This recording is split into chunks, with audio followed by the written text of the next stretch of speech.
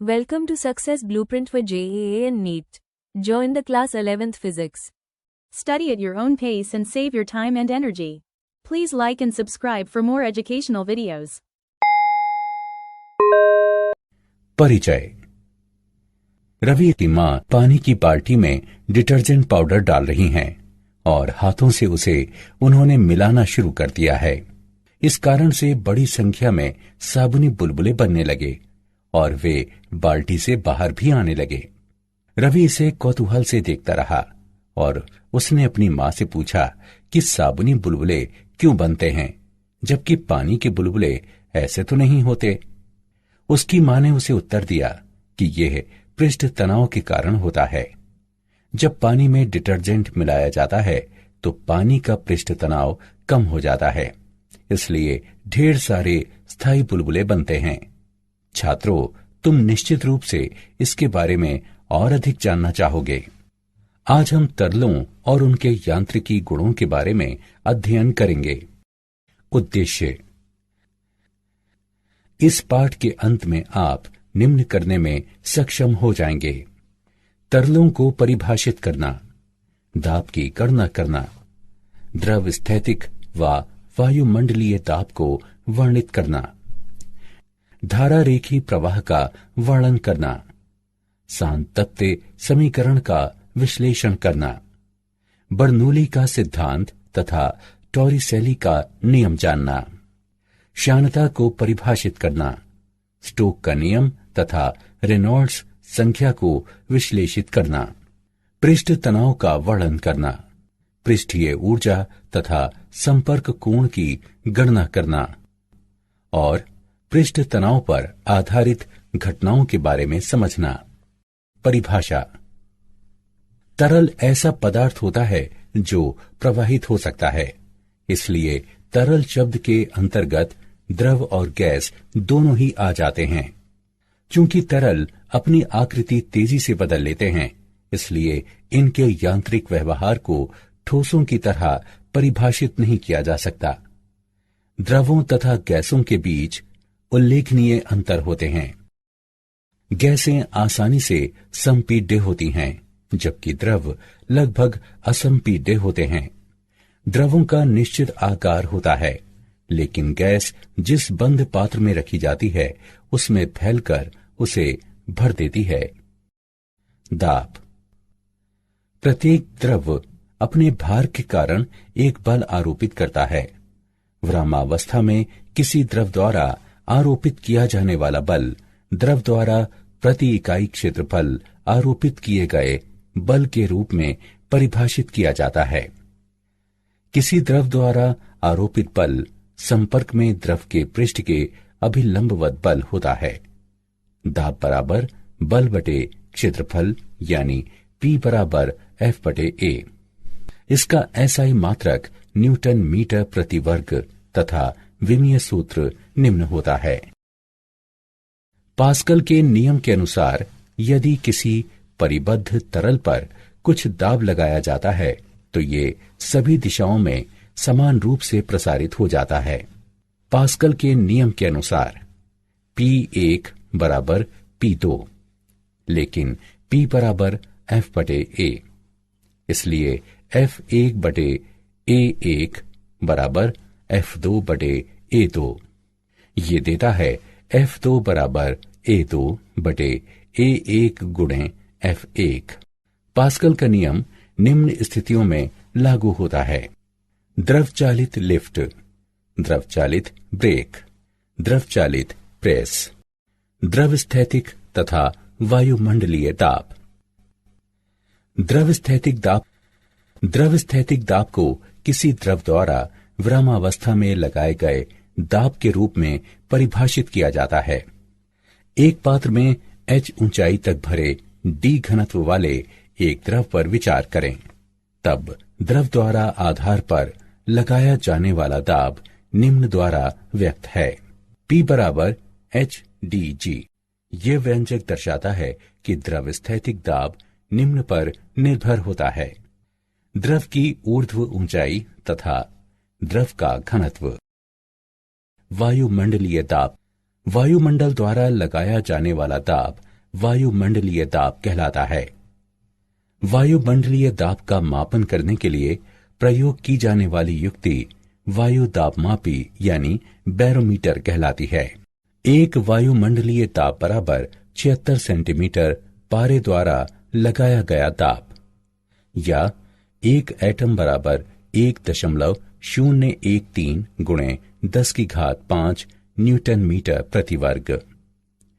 यदि वायुमंडल को एक समान घनत्व 1.3 किलोग्राम प्रति मीटर घन की वायु के रूप में मान लिया जाए तो वायुमंडल की ऊंचाई 7.95 किलोमीटर के समतुल्य होगी। धारा रेखी प्रवाह। प्रवाह को अपरिवर्ती कहा जाता है यदि किसी बिंदु पर तरल का वेग समय के साथ परिवर्तित नहीं होता, और ये कथन सभी बिंदुओं पर लागू रहता है। धारा रेखी इस प्रकार खींची गई एक रेखा होती है जिसमें प्रत्येक बिंदु पर इसकी दिशा उस बिंदु पर तरल वेग की दिशा होती है। अपरिवर्ती प्रवाह में धारा रेखाएं स्थैतिक होती हैं और वे एक दूसरे को नहीं काटती। यदि वे एक दूसरे को काटती हों तो हम कहेंगे कि प्रवाह प्रक्षुब्ध है। सांतत्य समीकरण। एक अनुप्रस्थ काट ए से एक तरल का प्रवाह निम्न रूप में व्यक्त है। V बराबर AV, जहां V बराबर तरल का वेग तथा कैपिटल V बराबर तरल का आयतन। यदि पाइप का आकार परिवर्तित किया जाए तो प्रवाह वेग भी परिवर्तित हो जाएगा। अब प्रवाह की दर निम्न रूप में व्यक्त है। V बराबर A1 V1 बराबर A2 V2। यह समीकरण सांतत्य का समीकरण भी कहलाता है। यह दर्शाता है कि जहां ट्यूब का क्षेत्रफल बड़ा है, चाल मंद है, और जहां ट्यूब का क्षेत्रफल छोटा है, वहां चाल अधिक होती है। बर्नौली का सिद्धांत। बर्नौली के नियम के अनुसार जब कोई आदर्श तरल किसी धारा रेखीय गति में एक बिंदु से अन्य बिंदु की ओर प्रवाहित होता है तो इसके मार्ग के प्रत्येक बिंदु पर कुल ऊर्जा प्रति इकाई आयतन स्थिरांक रहती है। आइए m द्रव्यमान के एक आदर्श तरल को परिवर्ती अनुप्रस्थ काट वाले एक पाइप से प्रवाहित कराएं। लंबाई V1 डेल्टा T के एक भाग में तरल T समय में लंबाई V2 डेल्टा T वाले भाग की ओर प्रवाहित होता है। तरल का घनत्व रो है। तब बर्नौली के नियम के अनुसार बिंदु 1 पर गतिज ऊर्जा, स्थितिज ऊर्जा तथा दाब ऊर्जा का योग बराबर बिंदु 2 पर गतिज ऊर्जा, स्थितिज ऊर्जा तथा दाब ऊर्जा का योग। टॉरिसेली का नियम। टॉरिसेली के नियम के अनुसार जिस चाल से कोई द्रव एक निश्चित ऊंचाई पर बने छिद्र से बाहर गिरता है वह समान ऊंचाई से विरामावस्था से गिरते किसी पिंड की चाल के समान होती है। द्रव्य की चाल निम्न रूप में व्यक्त है। V बराबर वर्ग 2gh, जहां h बराबर द्रव का आरंभिक स्तर, g बराबर गुरुत्व स्थिरांक। श्यानता। इसे द्रव के उस गुण के रूप में परिभाषित किया जाता है जिसके द्वारा एक आंतरिक प्रतिरोध उपस्थित होता है जो परतों के बीच आपेक्षिक गति को समाप्त करने का प्रयास करता है। ये आंतरिक प्रतिरोध द्रव की परतों पर स्पर्श रेखीय रूप में कार्य करता है। न्यूटन के शयान बलों के नियम के अनुसार किसी द्रव की दो परतों के बीच उपस्थित शयान बल संपर्क में दो परतों के क्षेत्रफल तथा परतों के बीच वेग प्रवणता के अनुक्रमानुपाती होता है। F a गुणे डेल्टा V बटे डेल्टा x के अनुक्रमानुपाती है।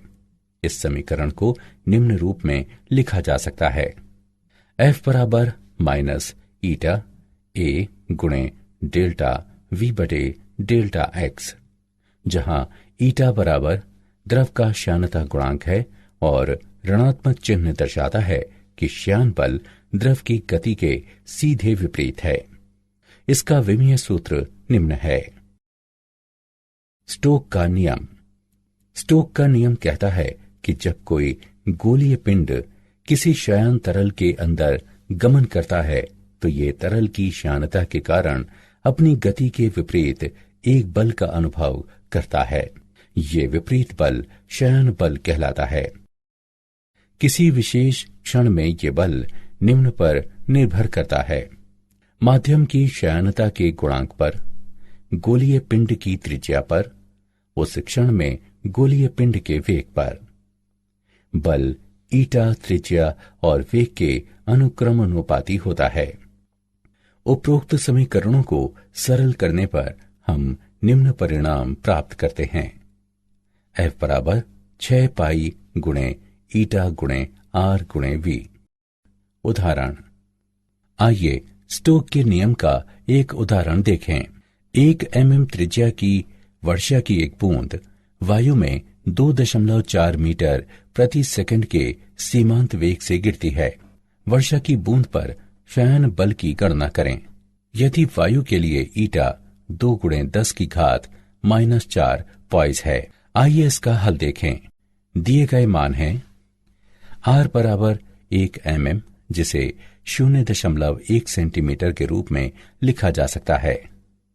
V बराबर 2.4 × 10 वर्ग सेंटीमीटर प्रति सेकंड। ईटा बराबर 2 × 10⁻⁴ पॉइस। हम जानते हैं कि F बराबर 6 पाई ईटा RV। संबंधित मानों को उक्त समीकरण में रखने पर गणना करने पर हम पाते हैं कि F बराबर 9.05 × 10⁻² डाइन, जो 0.091 डाइन के बराबर है। अतः वायु में बूंद का शयन बल 0.091 डाइन है। रेनॉल्ड्स संख्या। क्रांतिक वेग का वो अधिकतम मान है जिस पर किसी द्रव का प्रवाह धारा रेखीय बना रहता है। एक ट्यूब में प्रवाहित होते द्रव के क्रांतिक वेग Vc का मान K × ईटा बटे ρ × अल्फा के बराबर है। ये संबंध रेनॉल्ड्स का सूत्र कहलाता है। यहाँ ईटा बराबर श्यानता गुणांक, ρ बराबर द्रव का घनत्व, अल्फा बराबर ट्यूब की त्रिज्या, K बराबर रेनॉल्ड्स संख्या। रेनॉल्ड्स संख्या K एक विमाहीन स्थिरांक है। उपरोक्त संबंध से यह स्पष्ट होता है कि किसी श्यानता रहित द्रव के लिए प्रवाह सदैव विक्षुब्ध होगा। श्यानता तरल का वो गुण है जो इसके प्रवाह को स्तरीय और अपरिवर्ती बनाए रखती है। पृष्ठ तनाव। पृष्ठ तनाव किसी द्रव का वो गुण होता है जिसके आधार पर इसका मुक्त पृष्ठ न्यूनतम पृष्ठीय क्षेत्र घेरने के लिए किसी खिंचाव युक्त लोचशील झिल्ली की तरह कार्य करता है। पृष्ठ तनाव का बल द्रव के मुक्त पृष्ठ पर खींची गई एक काल्पनिक रेखा पर बल प्रति इकाई लंबाई के रूप में परिभाषित किया जाता है, जो इसकी लंबाई के अभिलंबवत तथा द्रव पृष्ठ के स्पर्श रेखीय होती है। T बराबर F/L। द्रव के मुक्त पृष्ठ के निकट एक अत्यंत पतली परत जिसकी मोटाई आणविक सीमा के बराबर होती है, इसकी पृष्ठीय परत कहलाती है। पृष्ठीय ऊर्जा तथा संपर्क कोण। पृष्ठीय ऊर्जा को पृष्ठीय परत का एकक पृष्ठीय क्षेत्रफल बढ़ाने में किए गए कार्य की मात्रा के रूप में परिभाषित किया जाता है। पृष्ठीय ऊर्जा किए गए कार्य को क्षेत्रफल में वृद्धि से विभाजित करके प्राप्त की जाती है। इसका SI मात्रक जूल प्रति मीटर वर्ग होता है। T पृष्ठ तनाव वाली एक पृष्ठीय परत पर विचार करें। F तार AB पर बाह्य दिशा में परत का पृष्ठीय क्षेत्रफल बढ़ाने के लिए लगाया गया बाह्य बल है। तब परत की पृष्ठीय ऊर्जा निम्न होगी। हम जानते हैं कि S बराबर W/डेल्टा A। इससे S बराबर T का परिणाम प्राप्त होता है। यह दिखाता है कि किसी द्रव की पृष्ठीय ऊर्जा द्रव के पृष्ठ तनाव के आंकिक रूप से समान होती है। किसी ठोस पृष्ठ तथा किसी द्रव पृष्ठ के बीच संपर्क का कोण द्रव के मुक्त पृष्ठ पर संपर्क के बिंदु पर जहां ठोस पृष्ठ द्रव के संपर्क में होता है, खींची गई स्पर्शज्या द्वारा बने कोण के रूप में परिभाषित किया जाता है। ये थीटा द्वारा प्रदर्शित किया जाता है और निम्न पर निर्भर होता है: ठोस पृष्ठ की स्वच्छता, ठोस पृष्ठ तथा द्रव की प्रकृति तथा मुक्त पृष्ठ के ऊपर माध्यम। पृष्ठीय तनाव पर आधारित घटनाएं। एक सुई पानी पर तैरती रह सकती है। कांच की छड़ का सिरा गर्म करने पर गोल हो जाता है। पारे की छोटी बूंदें गोलीय लेकिन बड़ी बूंदें चपटी होती हैं। स्प्रे करने से प्राशीतन हो जाता है। कपूर पानी पर नृत्य करता है। मूल्यांकन। आगे बढ़ने से पहले आइए देखें कि आपने अभी तक कितना सीखा है। सही विकल्प को उठाकर उसके संगत स्थान पर रखें। क्या आप जानते हैं, श्यानता जितनी अधिक होगी, तरल के लिए प्रवाहित हो पाना उतना ही अधिक कठिन होगा और ये उतना अधिक चिपचिपा होगा। कुछ कीट पानी पर चलने में सक्षम होते हैं क्योंकि उनके भार को जल के पृष्ठ तनाव द्वारा संतुलित किया जाता है।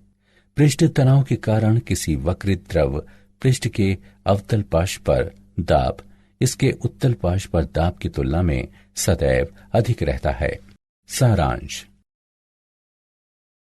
आइए हमने जो कुछ सीखा है उसे संक्षेप में दोहराएं। द्रव का आकार निश्चित होता है, लेकिन गैस उस बंद पात्र को फैलकर भर देती है जिसमें इसे रखा जाता है। किसी द्रव द्वारा लगाया जाने वाला प्राणोद द्रव द्वारा संपर्क में द्रव के पृष्ठ पर अभिलंबवत लगाया जाने वाला बल होता है। पास्कल के नियम के अनुसार यदि किसी परिबद्ध तरल पर कुछ दाब लगाया जाता है तो ये सभी दिशाओं में समान रूप से वितरित हो जाता है। द्रव स्थैतिक दाब किसी द्रव द्वारा विरामावस्था में लगाया जाने वाला दाब होता है। धारा रेखीय इस प्रकार खींची गई रेखा होती है कि प्रत्येक बिंदु पर इसकी दिशा उस बिंदु पर तरल वेग की दिशा होती है। बर्नौली के नियम के अनुसार जब किसी आदर्श तरल को धारा रेखीय गति में एक बिंदु से अन्य की ओर प्रवाहित किया जाता है तो इसके मार्ग के प्रत्येक बिंदु पर कुल ऊर्जा प्रति इकाई आयतन स्थिरांक रहती है। टॉरिसेली के नियम के अनुसार जिस चाल से कोई द्रव एक निश्चित ऊंचाई पर बने छिद्र से बाहर गिरता है वो समान ऊंचाई से विरामावस्था से गिरते किसी पिंड की चाल के समान होती है। For chapter-wise notes, MCQ and mind maps, please visit www.success.org.in or download free mobile app Success Quiz. Please like and subscribe for more educational videos. Thank you.